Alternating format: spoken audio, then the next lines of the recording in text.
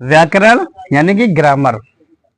Grammar क्या होता है? किसी भी भाषा को सीखने के लिए, बोलने के लिए या पढ़ने के लिए हमें जिन नियमों और का संग्रह, यानी कि सभी नियमों का संग्रह जो होता है वो क्या होता है? व्याकरण होता है। व्याकरण क्या होता है? किसी भी भाषा को बोलना हो, सीखना हो, पढ़ना हो, लिखना हो, उसके लिए क्या करने वो आवश्यकता पड़ती है? उसके लिए हमें ग्रामर की आवश्यकता होती है। यानी कि ग्रामर क्या है? नियमों का संग्रह होता है। व्याकरण में सबसे पहले क्या सीखते हैं? हम सीखते हैं वर्ण। वर्ण माने अक्षर। वर्ण माने क्या होता है? अक्षर। वर्ण क्या होते हैं?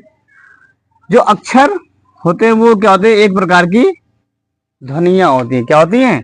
ध्वनियां होती हैं। यानी कि ऐसी ध्वनियां जो हमारे मुख से निकलती हैं, यानी मुख से निकलने वाली ध्वनियों को क्या कहते हैं? वर्ण कहते हैं, अक्षर कहते हैं। तो सबसे पहले क्या सीखते हैं? अक्षर सीखते हैं। जो ये अक्षर होते हैं वो होते हैं आपके दो प्रकार के। कौन कौन से? इसके दो भाग होते हैं। एक होता है आपका स्वर। क्या होता है? स्वर। दूसरा क्या होता है आपका? व्यंजन। क्या होता है? व्यंजन। स्वर मतलब वोवेल। क्या होता है? वोवेल। व्यंजन मतलब कॉन्सोनेंट। क्या होता है? कॉन्सोनेंट।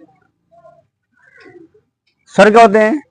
यानी कि ऐसी ध्वनियां जिनको बोलने के लिए हमें किसी अन्य की सहायता ना लेनी पड़े, यानी कि जिनको हम स्वतंत्र रूप से बोल सकते हैं, ऐसी ध्वनियों को हम स्वर कहते हैं। क्या कहते हैं? स्वर। अंग्रेजी वर्णमाला में जो स्वर होता है वो आपके 5 होते हैं। ए, ई, आई, ओ और यू।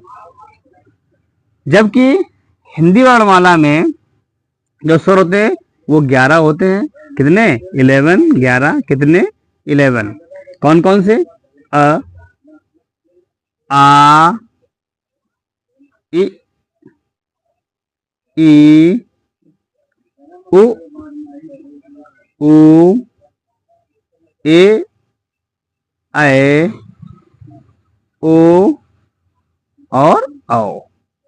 ये क्या है? आपके 11 स्वर होते हैं। ठीक है। अब स्वर के भी